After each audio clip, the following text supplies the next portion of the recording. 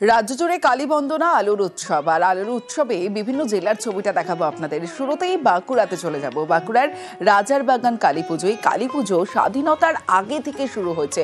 গন্ধেশ্বরী নদীর তীরে ডাকাত কালী নামে পরিচিত এবং আরো বিস্তারিত ইতিহাস জানবো। সরাসরি চলে যাব, আমার সঙ্গে আমার প্রতিনিধি প্রিয়ব্রত গোস্বামী রয়েছে, কথা বলবো প্রিয়ব্রতর সঙ্গে।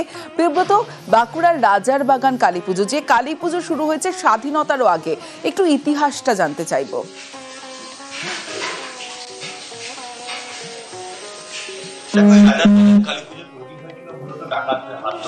কালু রায় সহ কয়েকজন ডাকাত এখানে বটগাছের তলেই কিন্তু আরাধনা করতেন কালী মায়ের, এবং তার পরবর্তীকালে সেই কালী মায়ের আরাধনা করে বেরিয়ে যেতেন ডাকাতির উদ্দেশ্যে।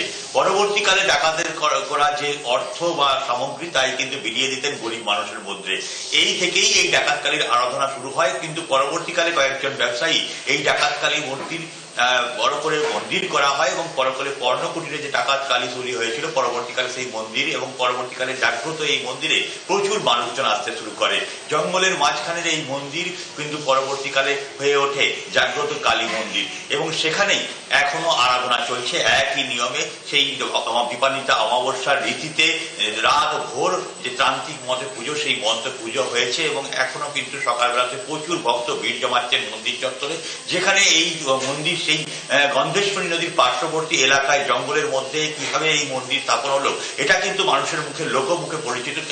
ডাকাত কালী হিসাবে এই রাজারবাগান মন্দির পরিচিত, যেখানে কিন্তু পরবর্তীকালে মানুষজন জাগ্রত এবং কালীর যে মাহাত্ম্য, সেই মাহাত্ম্যেই কিন্তু মন্দির গড়ে উঠেছে, এবং এখনো পর্যন্ত সেই স্বমহিমায় মন্দির হয়ে আসছে, এবং তার পরবর্তীকালে পুজো পাশায় এবং যেভাবে রীতিনীতি মেনে পুজো হয়, সেই পুজো কিন্তু গতকাল রাত্রে হয়েছে। আজও কিন্তু সেই সকালবেলাতে যে পুজো অর্চনা, সেই অর্চনা কিন্তু শুরু হয়ে গিয়েছে। বেশ, এবার চলে যাব বাঁশবেড়িয়ায়। বাঁশবেড়িয়ার হংসেশ্বরী মন্দির। কথিত আছে কৌশিকী অমাবস্যায় রুদ্রমূর্তি ধারণ করেন মা। আর কালী পুজোয় কি রীতি মেনে পুজো হয় জানবো। সরাসরি চলে যাব, আমার সঙ্গে আমার প্রতিনিধি রয়েছে, কথা বলবো সোমনাথের সঙ্গে। সরাসরি চলে যাব, সোমনাথ রয়েছে আমার সঙ্গে। সোমনাথ, এই পুজোর ইতিহাসটা একটু জানবো।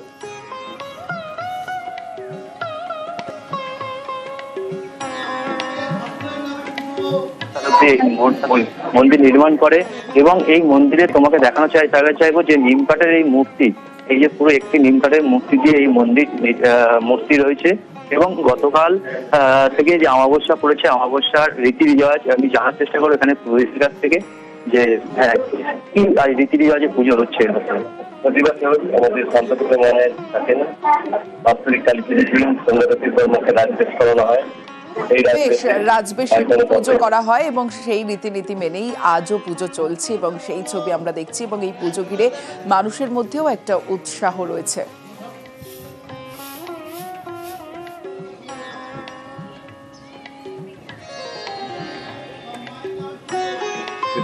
এক্সপায়ার হন, তারপর সেকেন্ড ওয়েভ রানী শঙ্করী 1814 খ্রিস্টাব্দে এই মন্দির শেষ করেন, তারপর প্রতিষ্ঠা করা হয়। পাশে একটা অনন্ত বাসুদেবের মন্দির, সেটা হচ্ছে রামেশ্বর দেব রায়, কৃষ্ণদেব রায় ঠাকুর দাদা। ওটা বেশ,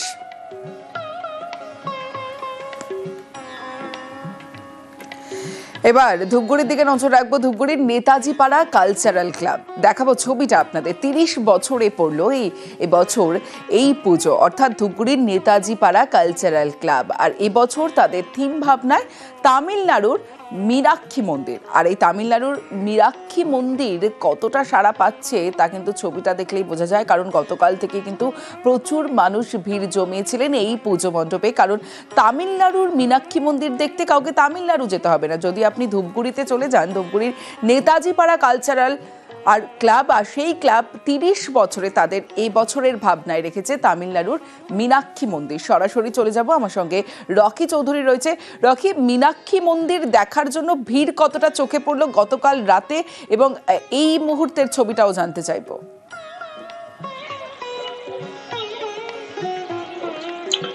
তমশ্রী, তোমাকে বলে রাখতে চাইবো আমি এখন দাঁড়িয়ে রয়েছি ধূপগুড়ির নেতাজি কালচারাল ক্লাবে, এবং তাদের যে এবারকার থিম সেটা হচ্ছে তামিলনাড়ুর মীনাক্ষী মন্দির, এবং সেই মীনাক্ষী মন্দিরে কিন্তু বিভিন্ন দেবদেবীর মূর্তি দিয়ে সাজিয়ে তোলা হয়েছে। সেখানে রয়েছে গণেশ, নটরাজ, শিব পার্বতী, লক্ষ্মী, এবং এখানে যে মূর্তি তৈরি করা হয়েছে তার মধ্যেও কিন্তু একটি অন্যরকম যে কালী মার যে কিন্তু বিভিন্ন এলাকা থেকে দর্শনার্থী আসতে শুরু করেছে, যার মধ্যে বেশ কয়েকজন দর্শনার্থী এখানে এসেছেন। তাদের সঙ্গে আমি একবার কথা বলে নেওয়ারও চেষ্টা করব, কারণ হচ্ছে রাত বাড়লেই কিন্তু ভিড় বাড়ে। চেষ্টা করব কারণ হচ্ছে রাত বাড়লেই কিন্তু ভিড় বাড়ে। এই কারণে বিভিন্ন এলাকার দর্শনার্থীরা তারা কিন্তু আগে ভাগে এসে দেখার চেষ্টা করেন। কোথা থেকে এসেছেন? জলপাইগুড়ি থেকে এসেছি। সকাল সকাল বেরিয়ে পড়েছেন? হ্যাঁ। কি কারণে? ঠাকুর দেখার জন্য। তো রাতে ভিড়টা কি বেড়ে যায়? সেই কারণে প্রচন্ড বেড়ে যায়, ভিড়টা অ্যাভয়েড করার জন্য ঢুকেছি। কয়টা মণ্ডপ দেখলেন এখন পর্যন্ত? এই মুহূর্তে ময়নাগুড়ি থেকে চলে এসেছি সরাসরি ধূপগুড়িতে। কেমন দেখছেন? ভীষণ সুন্দর হয়েছে। কজন এসেছেন? আমি আর মা এসছে। আপনার নাম? আমার নাম স্মৃতি গুহ। তমশ্রী, তুমি শুনলে যে দেখো শুধু জলপাইগুড়ি থেকে কিন্তু চলে এসেছেন দর্শনার্থীরা, এবং অন্যান্য জায়গা থেকেও কিন্তু দর্শনার্থীরা আসতে শুরু করেছেন। আমি এখানে আরেকজন দর্শনার্থীকে পেয়েছি, তার সঙ্গেও কথা বলে নেব। কোথা থেকে এসেছেন? আমি ধূপগুড়ি। সকাল সকাল বেরিয়ে পড়েছেন? হ্যাঁ, সকাল সকাল বেরিয়ে। কি কারণে?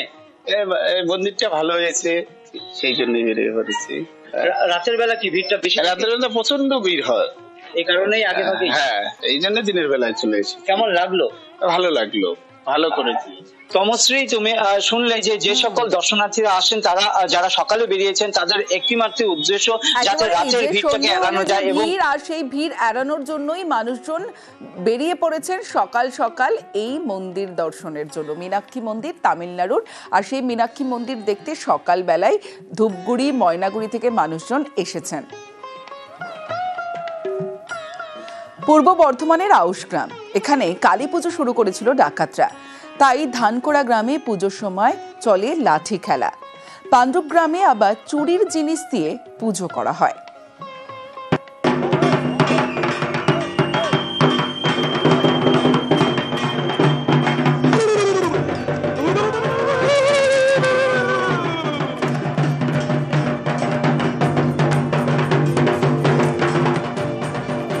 একটা সময় লাঠি খেলতো ডাকাতরা, তাদের প্রতিষ্ঠা করা পুজোয় সেরকম ভাবেই চলে লাঠি খেলা।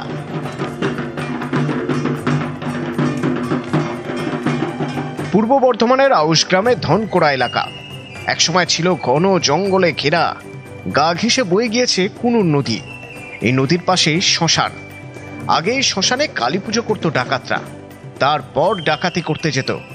সময় গড়িয়েছে, জঙ্গল কেটে বসতি হয়েছে, এখন পুজো করে ভট্টাচার্য পরিবার। প্রায় 350 বছরের কালী পুজোয় রয়েছে ডাকাত দলের গল্প। অনেক বছর ধরে চলছে, এখন এটা একটা আনন্দের বিষয় হয়ে দাঁড়িয়েছে, কিন্তু একটা ঐতিহ্যকে যে ধরে রাখার বিষয় সেটাও আছে। তো দুটো একসাথে মেলবন্ধন একটা বলতে পারেন। খেলাটা সবাই একসাথে মিলে এনজয় করাটা। আমরা ছোট থেকে জন্মের পর থেকে গ্রামের বাড়িতে এসে প্রত্যেক বছর পুজো এনজয় করে থাকি। প্রত্যেক বছর দীপান্বিতা অমাবস্যা আমাদের পুজো পালন করা হয়। মা কালী আছে জাগ্রত, তার নিচে বলা হয় নাকি পঞ্চমুণ্ডির আসন আছে। আমরা ছোট থেকে এনজয় করে থাকি।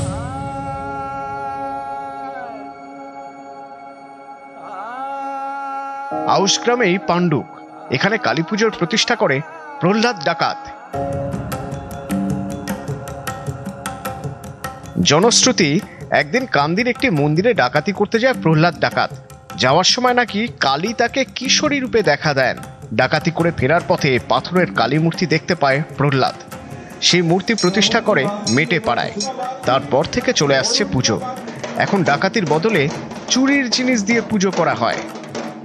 বাপ দাদারা ঠাকুর দাদারা তারা করে এসছে, তারা বড় বড় চুরি করতো আগে। এখন একটা যে কোনো একটা জিনিস চুরি করে নিয়ে মায়ের কাছে আনতে হয়, সেই ইয়েতেই পুজোটা হয়। বা পাটা সবসময় আগে আছে, তার জন্য বামাকালী নামে প্রচলিত। 300 বছর ধরে হয়ে আসছে আমাদের গ্রামে। প্রহ্লাদ মেটে যে ডাকাত ছিল, ডাকাত দল, সেই প্রহ্লাদ মেটেদের বংশধর এখন পুজোটা চালিয়ে যাচ্ছে, কিন্তু পুজোটা এখন সার্বজনীন হয়ে গেছে। পূর্ব বর্ধমান থেকে ক্যামেরায় দীপঙ্কর মল্লিকের সঙ্গে শরদিন্দু ঘোষ, নিউজ 18 বাংলা।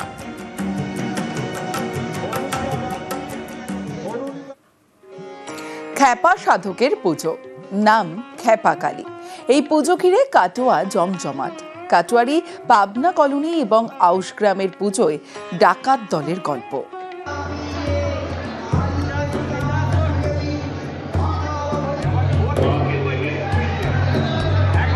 পূর্ব বর্ধমানের কাটোয়ার গৌরাঙ্গপাড়া।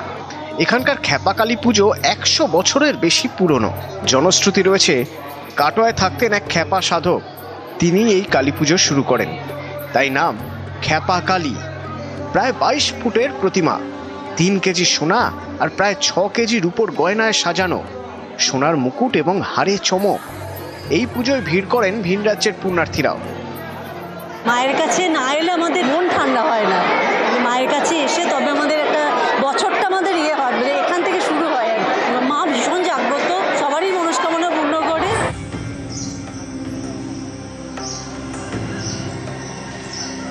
পূর্ব বর্ধমানের আউশ গ্রামের আদুরিয়া।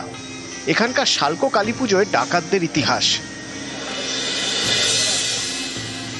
জনশ্রুতি রয়েছে, একটা সময় এখানকার জঙ্গলে ছিল রঘু ডাকাত, ভৈরব ডাকাতদের ডেরা।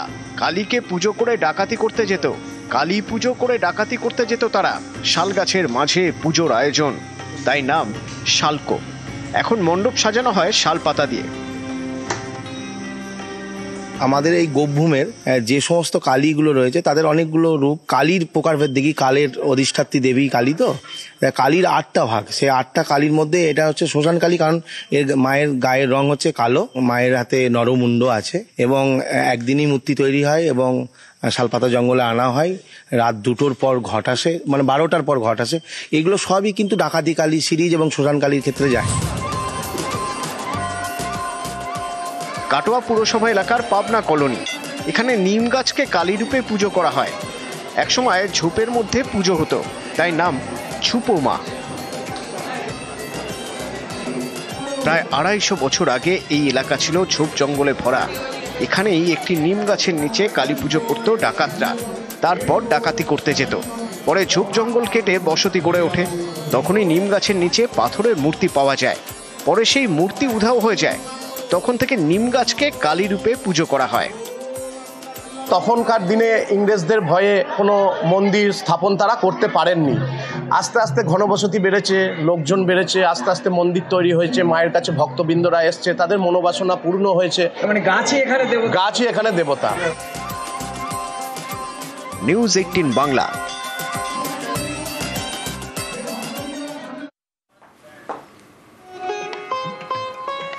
বাংলা জুড়ে শক্তির আরাধনা, কোথাও থিমের চমক, কোথাও নজর কাড়া প্রতিমা।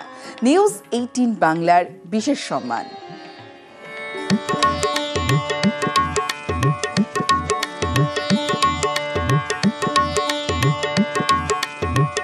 নিউজ 18 বাংলা আলোর উৎসবে কালী পুজোর বিশেষ সম্মানে সম্মানিত ঢাকুরিয়ার তরুণ মহল। আমার সঙ্গে উদ্যোক্তারা রয়েছেন, তাদের হাতে তুলে দেব আমাদের এই ট্রফি। অনেক অনেক শুভেচ্ছা নিউজ 18 বাংলা পরিবারের তরফ থেকে আপনাদেরকে। পুরস্কার পেতে তো সবসময় ভালো লাগে, আর আপনারা এতটা বিচার করে যে আমাদের এই মূল পর্বে এনে তারপর পুরস্কৃত করেছেন, সেটা আরও আনন্দের ব্যাপার। আর এই পুরস্কার দেওয়ার জন্য নিউজ 18 বাংলাকে অসংখ্য অসংখ্য ধন্যবাদ।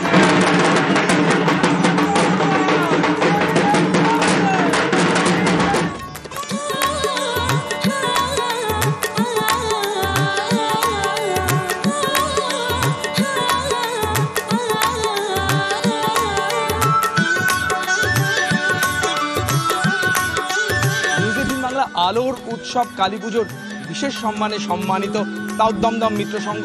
এই মুহূর্তে আমার সঙ্গে রয়েছেন উদ্যোক্তারা, আর তাদের হাতে এই পুরস্কার তুলে দেব। অনেক অনেক শুভেচ্ছা।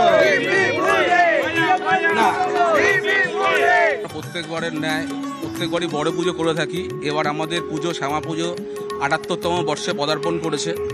আমরা এই যে থিম, এই যে আমাদের যে এত বড় পুজো হচ্ছে, এই পুজোতে আমরা প্রত্যেকবারের মতো এই বড় পুজো করি এবং আমরা প্রাইজ পেয়ে থাকি।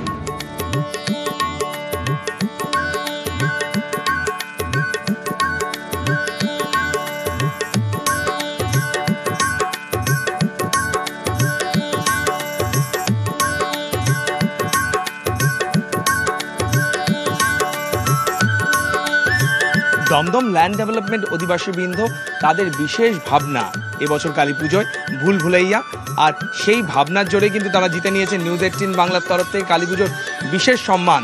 বাংলার তরফ থেকে অনেক অনেক শুভেচ্ছা।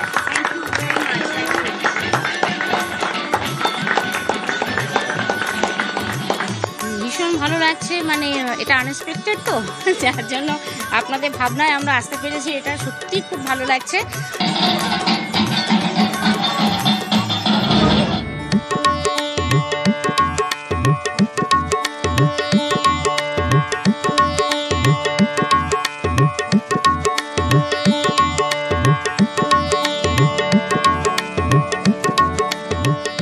লেকটাউনের পার্ক সর্বজনীন কালী পুজো কমিটি নিউজ 18 বাংলা কালী পুজোর বিশেষ সম্মানে সম্মানিত। আপনাদের সম্মানিত করতে পেরে আমরাও সম্মানিত। সত্যি কথা বলতে গেলে আমরা আপ্লুত এবং অনেক ধন্যবাদ নিউজ 18 বাংলাকে।